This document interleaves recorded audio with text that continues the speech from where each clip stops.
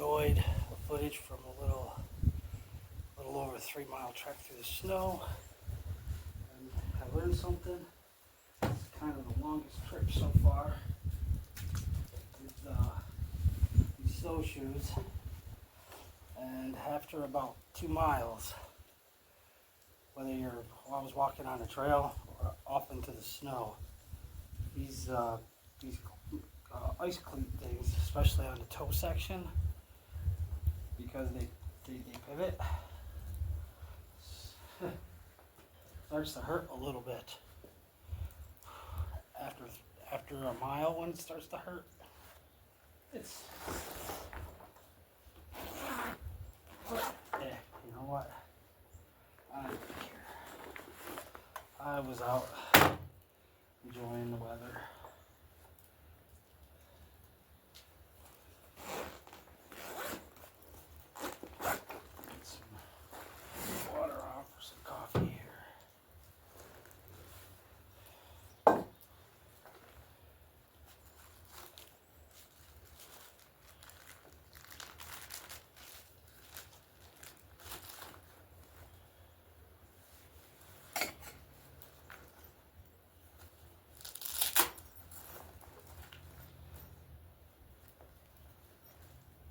Just doing instant today.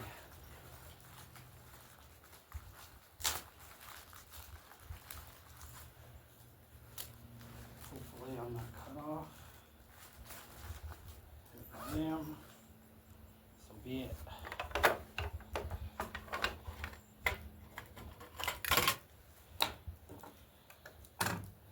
Let's put that in the armpit. See if we can warm it up a little bit.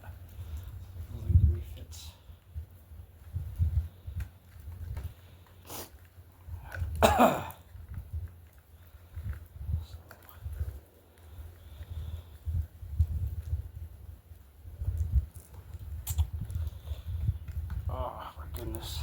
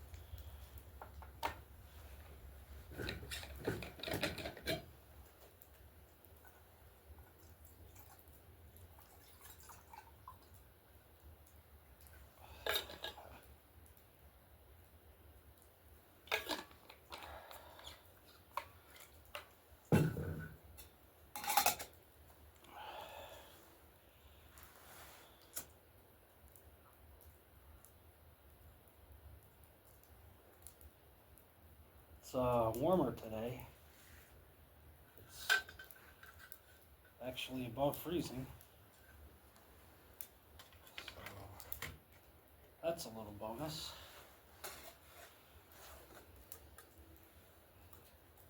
We still got most of the snow we've had.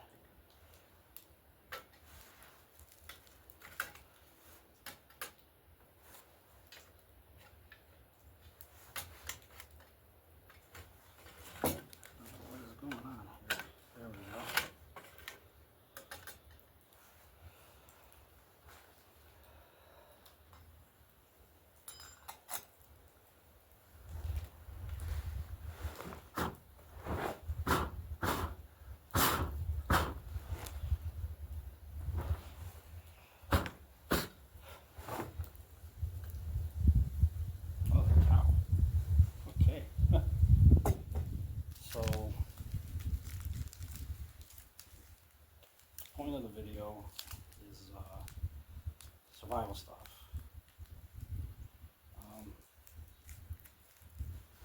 I'm not a survivalist, I'm not a big time prepper in the sense that the word is commonly used for.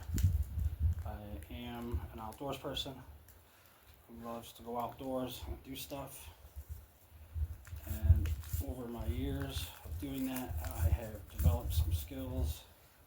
And even over the past few years, learned some other skills that go with woodcraft, bushcraft, whatever you want to call it.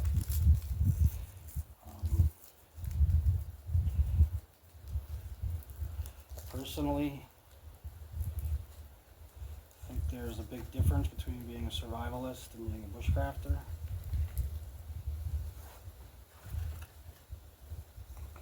Though a lot of people would argue with that, but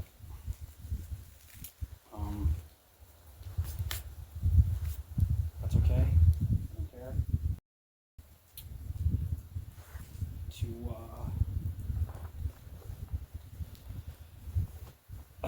One thing is survival kits. You know, I've got the video, not video, but the little survival kit, advent calendar kit that my wife bought me. Just thought it'd be pretty cool and kind of funny. And been opening the stuff every day. If you want to know what's been in it, go to the forum. It's an endeavor with lack of support. So, let's move on. So survival kits, everything from what's in your pocket, which most people who watch the channel know.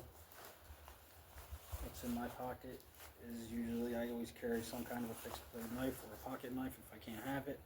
I have a multi-tool, and I also carry a small flashlight,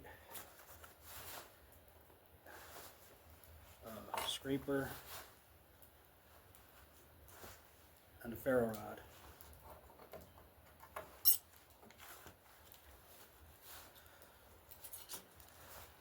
But when I think of survival kits to that extent, I don't think of, I think of what would I want to have on my person if I were to get lost or hurt in the woods and had to wait for help. That is what I personally would put into what is a survival kit. And in that case, you want the skills to be able to do things to survive, start a fire and stuff like that. So, you know, I've seen everything, like I said, from little what's in your pocket to little tiny kits to Altoids tin survival kits to full backpacks. And honestly, of course, there's things that I would want that are creature comforts. If I was to get hurt or be stuck in the woods for a few nights. But honestly, what would I want? Maybe like one of these little stoves, and like I've said over and over again, these solid fuel tablets, because they can be used for a fire starter. Because they burn for a long time. They'll burn in cold weather like this. One of them will burn for up to maybe 7 or 8 minutes, and in warmer weather up to maybe even 12 minutes. So, you know, a couple of these with some damp wood to get a fire going. Some cordage to make a ridge line. This is actually a ridge line. I would suggest putting that in a pack. This is just a 5x7 tarp. It's enough to kind of keep you out of the elements. I also have a couple of ponchos that I might carry off and on that are a little bit bigger. And but this has grommet holes and stuff, so it can be staked out.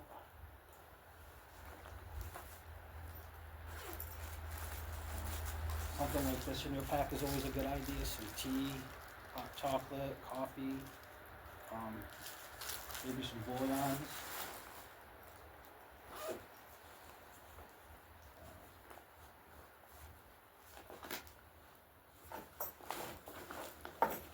You saw that I have a lighter.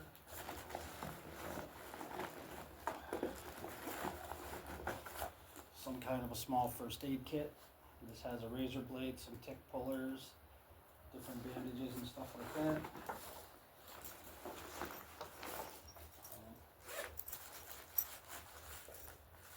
A little bit more cordage, fire kit, some toilet paper, a couple of carabiners, toilet paper, for wiping, and it can also be used as a fire starter if need be. In my fire kit, I just have one cotton ball, there's a flint and steel kit, a magnifying glass, a lighter, a scraper, a ferro rod,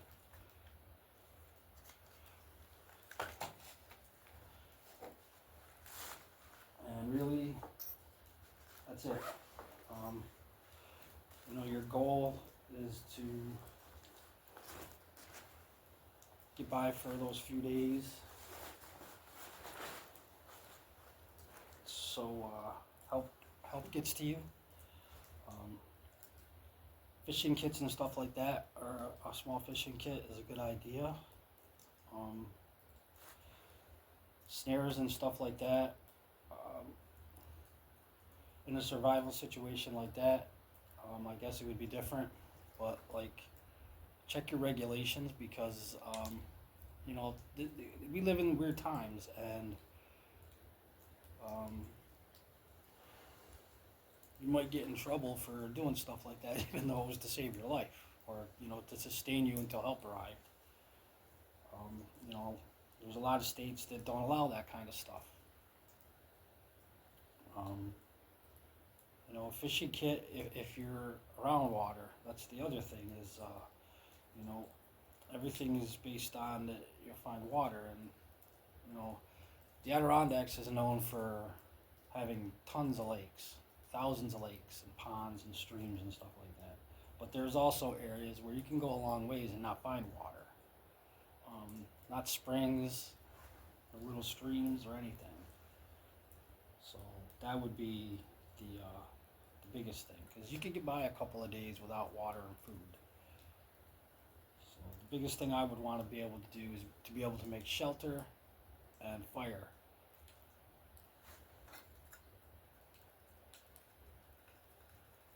So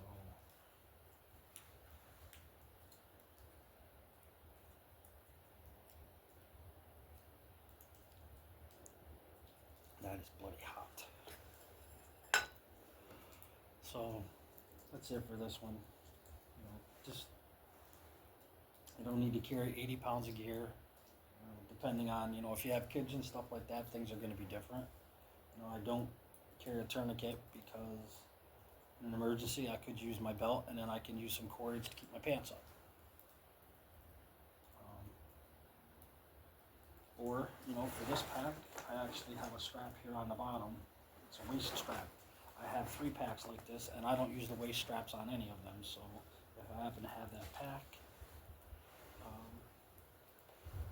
if you happen to be using a bottle bag kit, most bottle bag kits have a clip. You could always clip it to your belt, and you could cut the strap and use that as a tourniquet. So, you could do the same thing with a haversack. So I don't always necessarily carry a tourniquet. If I'm going to be out camping overnight and stuff like that, then I'll have a first aid kit with tourniquets and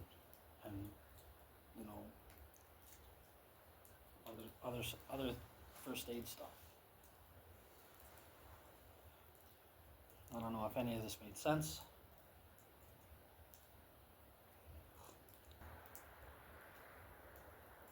I know it's Thursday, it's not Friday, but tomorrow's supposed to be absolutely horrible weather, so here I am. Cheers. Thanks for watching my gibberish, and see you in the next one.